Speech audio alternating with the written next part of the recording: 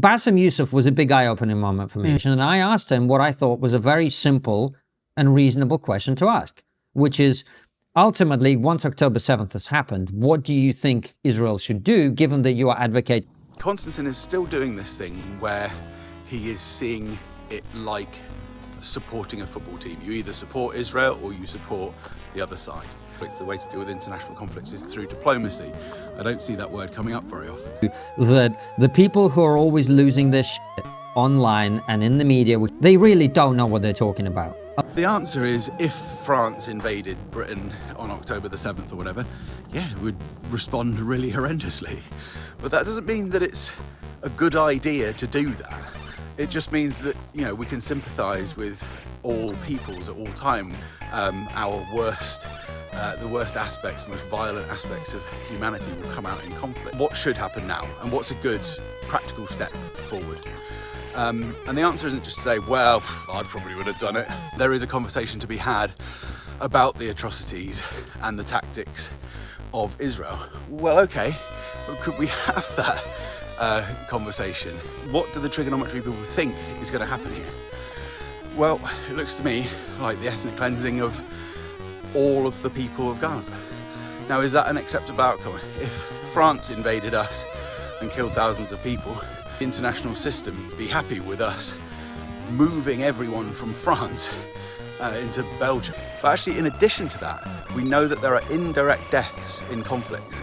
So the ultimate human price of this violence is going to be several 100,000 people. It could be something like 500,000 deaths.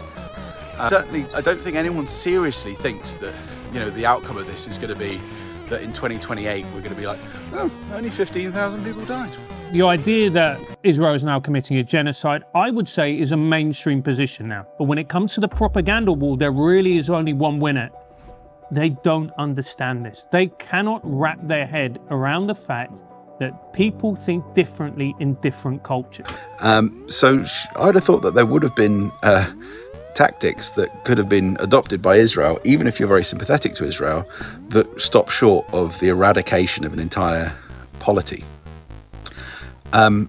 Defensive measures, surgical strikes, diplomatic measures, political changes, including the creation of a Palestinian state, seems impossible now, but might have been a bit easier a couple of years ago. And a final word on Iran. I think it's definitely the case that people like me, who are perhaps a bit prone to anxiety, have always, I mean, I've been worried for 30 years about a strike on Iran that could spiral out of control and could lead to a third world war. I definitely think that the Trump strike on the nuclear facilities was less apocalyptic, at least for now, than in my imagination at the time. But that said, first of all, this was not necessary. Across governments, including by Trump's own director of national intelligence.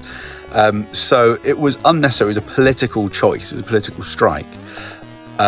Several hundred people were killed in those strikes as well, and Israelis too, as in Iran's response. And of course, there's problems that are being built up for the future, because Iran might well now decide to make a bomb, and then America will have to strike again.